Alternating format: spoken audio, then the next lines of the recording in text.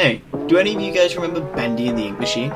Yeah, the indie horror game that was based on old 1920s cartoons that came out in 2017 and quickly took YouTube by storm back in the day. And with a sequel quickly going into the development, the future looked bright for the franchise.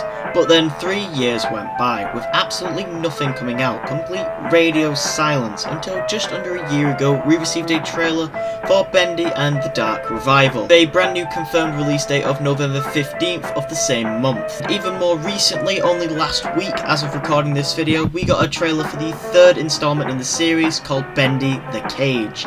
And in this mini-series of videos, I'll be recapping the games and story of the Bendy franchise, starting today with Bendy and the Ink Machine. So strap in and get ready as we venture into the depths of the studio. Chapter 1, Moving Pictures.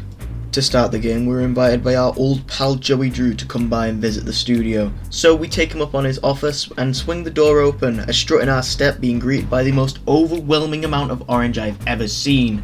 God damn! But more importantly, this entire studio is seemingly falling apart, with doors boarded up, papers tossed all over the show, and even worse, there's rapscallions that have been writing on the walls. I think it just might be a Banksy, you know? But ignoring this, there's not too much to do for now but explore for the moment. So we walk around aimlessly until we find...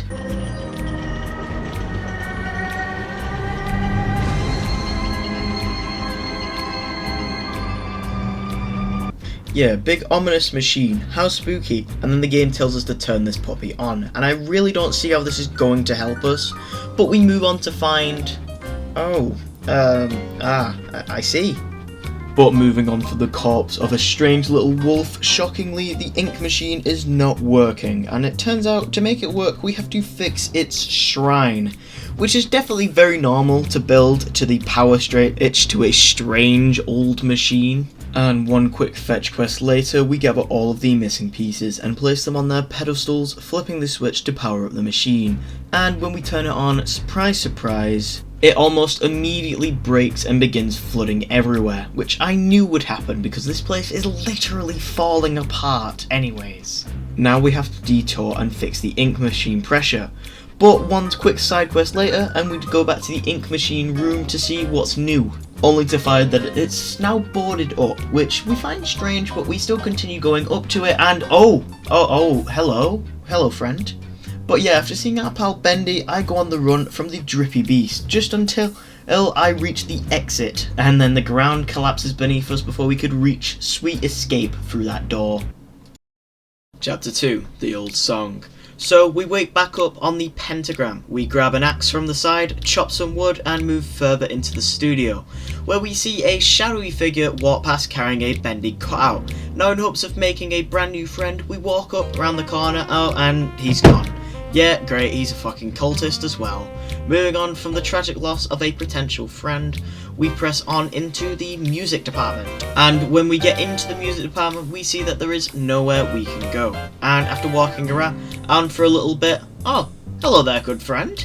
Yeah, there are ink monsters now, so this ink seems to be something pretty damn special, as it seemingly brings these monsters to life.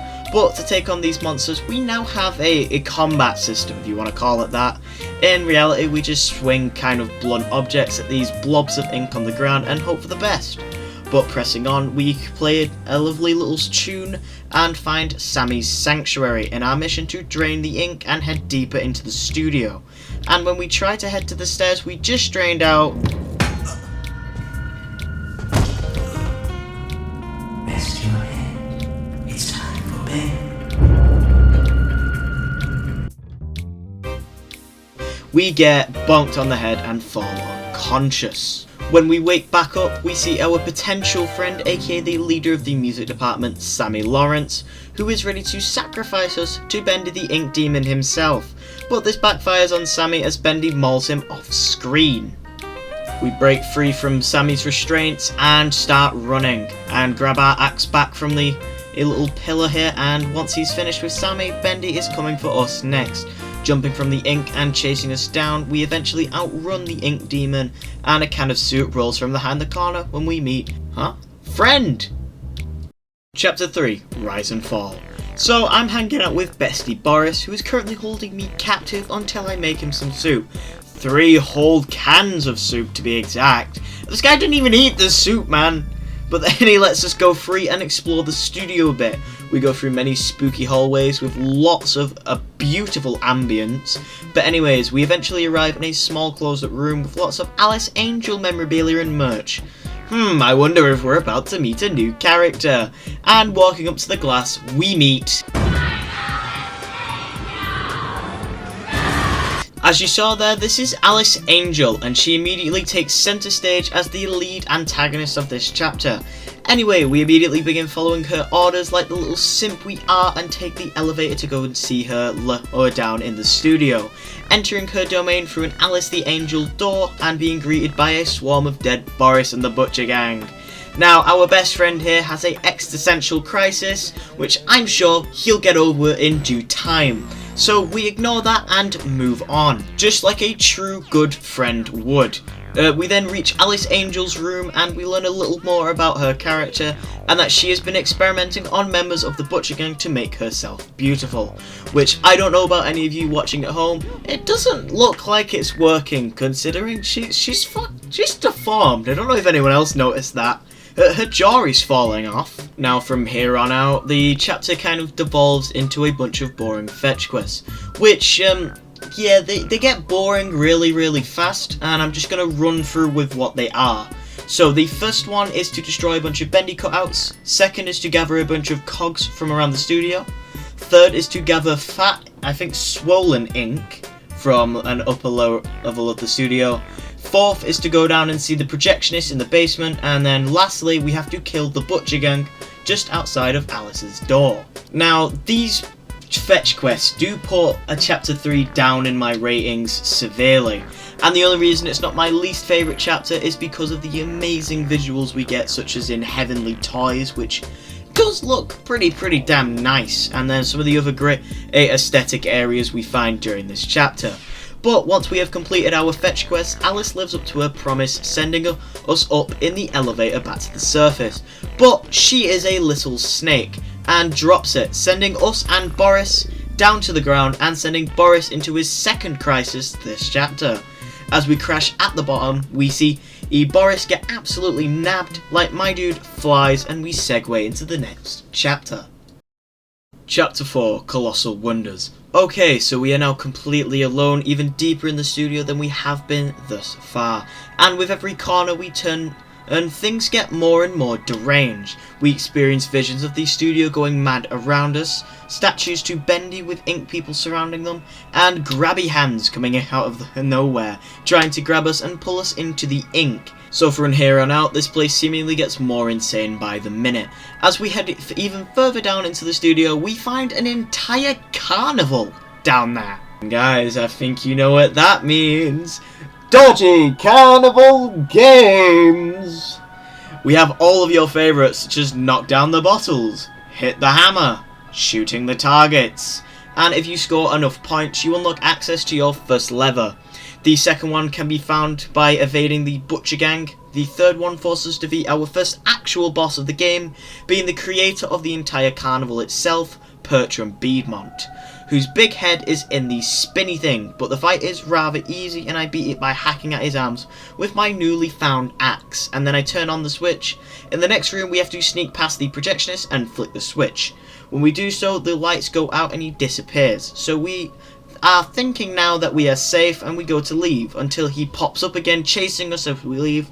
So we have to hide in the little miracle station, and just before the projectionist finds us, Bendy comes in and just straight up decapitates the man and simply leaves. Yeah, after this we head back to the control panel for the haunted house, which, yeah, I forgot to mention what all of these levers were for. We are still on the hunt to save our bestie Boris and have to enter the haunted house where Alice Angel is keeping him. So we've been flicking these switches to activate it for the last 20 to 30 minutes of gameplay, depending on how much you struggled at the Bertram Piedmont or the projectionist section, which are stupidly easy. And it's finally on, so we get into our little Bendy car and go on ahead. After experiencing some spooky ambience, we arrive at what I believe is supposed to be a drop, and as we're about to have the thrill of our lives... Boris! No, what has she done to you?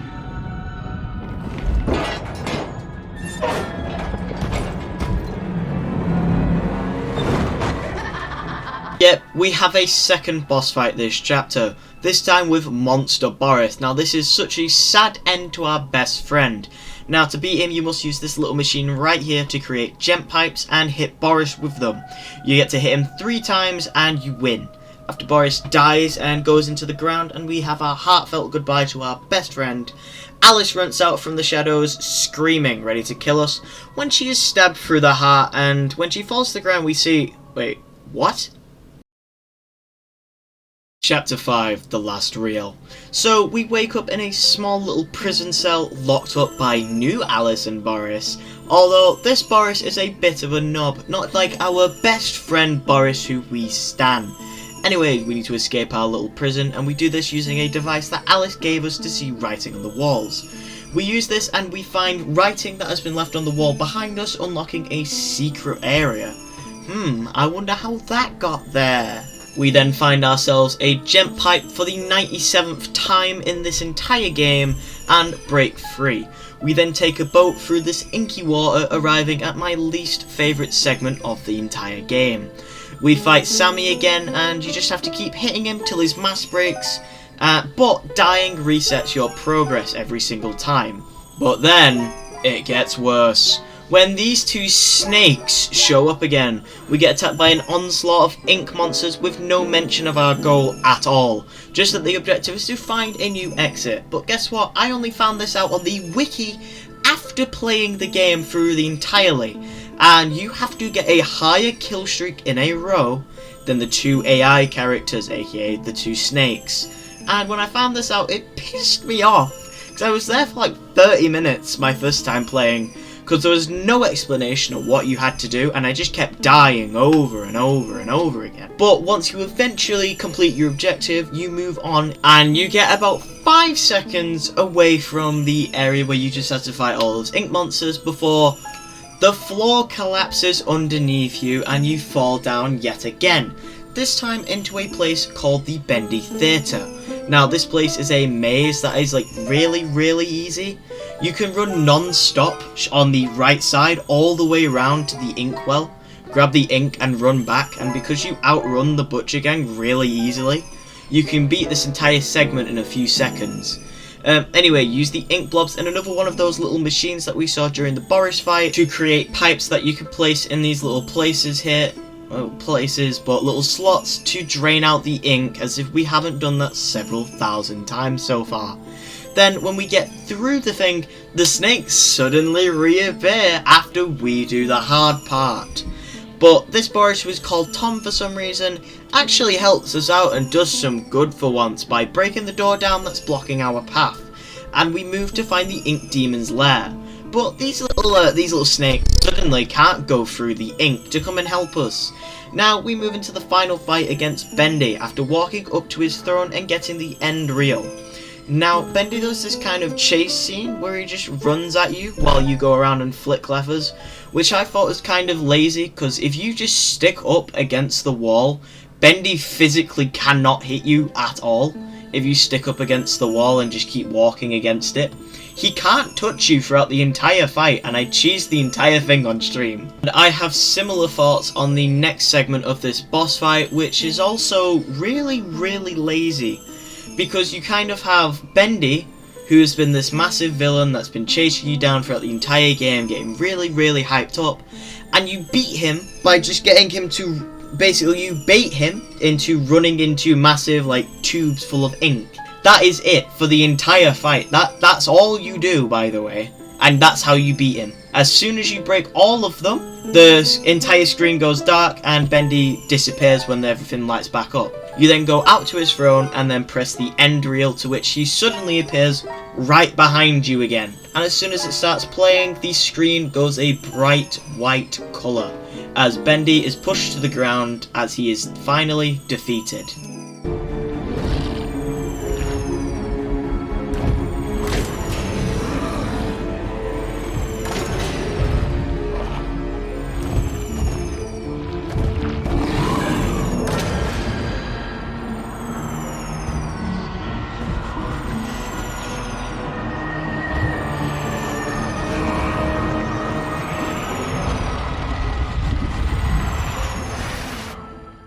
We he seemingly escaped the studio, and oh my god, colours other than yellow and orange? But yeah, this is Joey Drew's apartment, and we talked to him for a little bit, where he begins to say the exact same sentence that started this game. And Henry walks through the door, arriving back in chapter 1 at the very beginning. Now with his new searing teal, it is revealed that Bendy and the ink machine is a time loop of some kind. Okay, so now that we are moving into the end of today's video, I wanted to propose a question. Do you want me to do the lore recap videos and timeline for the Bendy games as well as FNAF games? And now if you want that, make sure to like and subscribe as well as comment down below. Hopefully as soon as I can get through Bendy and the Dark Revival on stream, I can finish up the video and upload that as soon as possible. That'll likely be coming out in January if you are interested, so make sure to subscribe and stick around. I also have a news video on the newest Bendy game in the series called Bendy the Cage, which is currently unreleased, but I'm going to be going over all the new information. So until then, you can see more video essays on my channel or more FNAF stuff in the outro. Until next time everyone,